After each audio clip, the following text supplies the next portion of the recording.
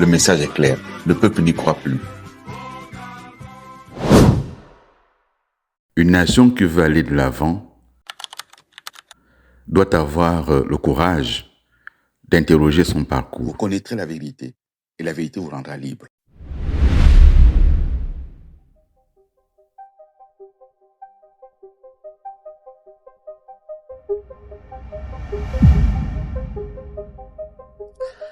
Cet échec électoral que je subis à Makoukou m'enseigne beaucoup.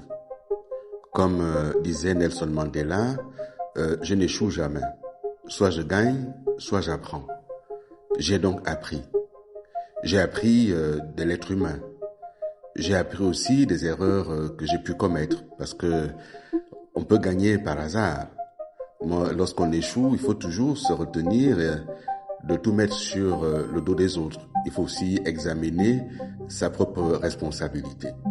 Ce que j'ai appris, c'est entre autres que chez nous, pour certaines personnes, la conviction est assez volatile. Chez certaines personnes, la loyauté est soluble dans le CFA. J'ai vu des personnes que je pensais très proches, que je pensais avoir des convictions, je les ai vues s'éloigner. Je les ai vus aller mener campagne en douce dans leur famille contre moi, alors que nous étions la journée ensemble. J'ai appris cela. Et c'est important de le savoir parce que il faut pas nourrir des rancœurs inutiles. Il faut seulement tirer des leçons et se dire plus jamais ça.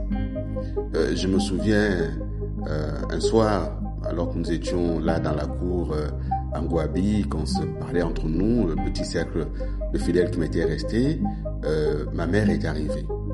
Elle est arrivée, elle est venue s'asseoir à mes côtés, elle m'a dit « Ah, tu vois là maintenant, je peux avoir du temps avec toi. » Tous ceux qui étaient là autour et j'avais du mal à te voir tôt le matin, il y avait du monde toute la journée. Je me demandais si moi, ta mère, il fallait aussi que je remplisse une demande d'audience. Là maintenant, tous sont repartis. Il ne reste que les tiens et ta famille. Et je suis là. Et tu peux compter sur moi. Ce sont des paroles qui m'avaient beaucoup marqué. Parce qu'en effet, lorsque nos responsabilités, il arrive qu'on se consacre très régulièrement, très souvent à d'autres et qu'on oublie les siens, sa famille, ses proches. On a tendance à prendre de son temps, à le consacrer à ceux qui sont extérieurs à notre premier siècle parce qu'on espère effectivement les fidéliser. Mais c'est souvent une erreur. J'ai eu l'occasion par la suite d'échanger avec Emmanuel Isozengonde, paix à son âme. Lorsqu'il avait pris les fonctions, nous avons régulièrement échangé. Et ce sentiment finalement que les uns et les autres, ce qui les intéresse, c'est les responsabilités que nous avons. Et ils ne viennent à nous que pour ça. C'est quelque chose que nous devons apprendre à aller examiner dans notre pays, dans nos relations aux autres. Et donc cet échec consommé, je rentre à Libreville. Évidemment, je vous passerai les colibets des uns des autres, ceux qui riaient de tout le monde, qui se moquaient de tout le monde, certains qui avaient vu mes frères et sœurs et les narguaient. Nous avons encaissé cela.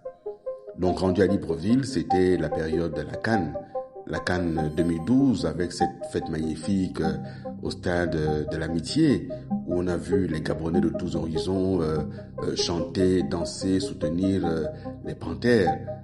C'était une belle CAN.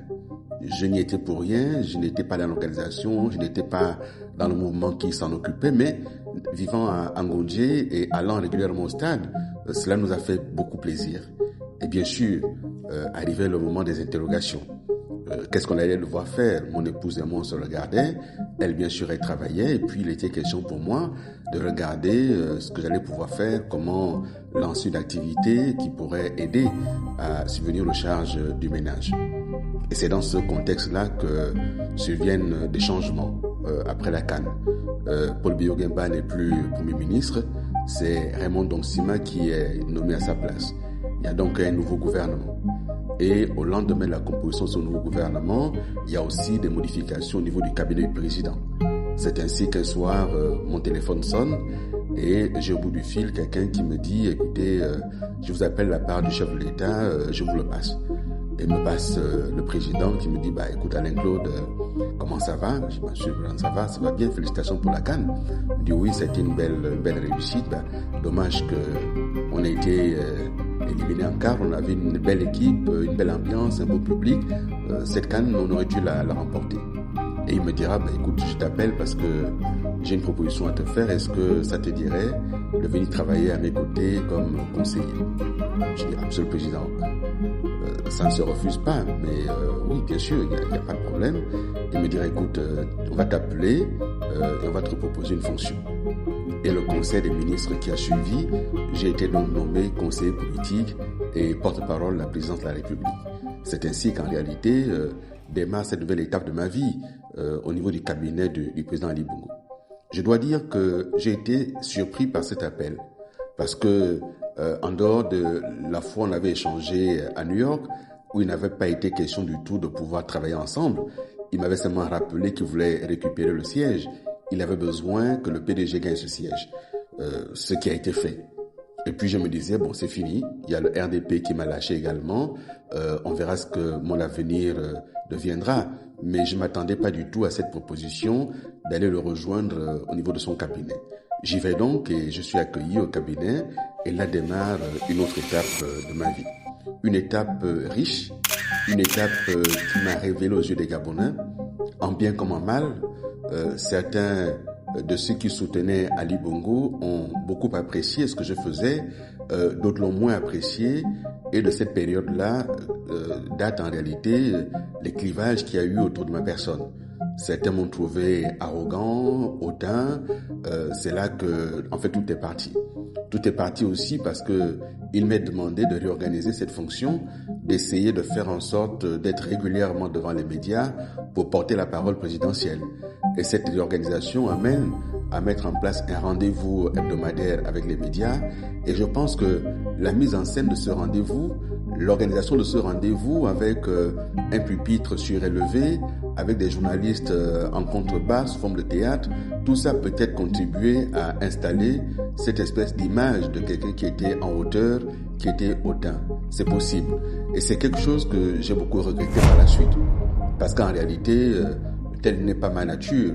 Être hautain ne veut rien dire quand on sort du milieu qui est le mien. Essayer de dominer les uns les autres n'a aucun sens. Il y a simplement que j'avais une fonction à remplir. Et dans cette fonction que j'avais à remplir, j'ai pu constater que les Gabonais, très souvent, ont confondu celui qui portait le message avec le message lui-même.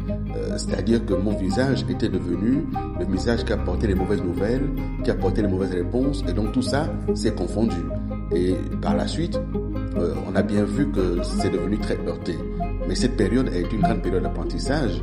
Et je pense que de 2012 à 2015, à mon entrée au gouvernement, j'ai essayé d'incarner la parole présidentielle, la parole officielle, dans un contexte qui sera de plus en plus difficile, et j'y reviendrai. Nous lutterons pour toi toute notre vie.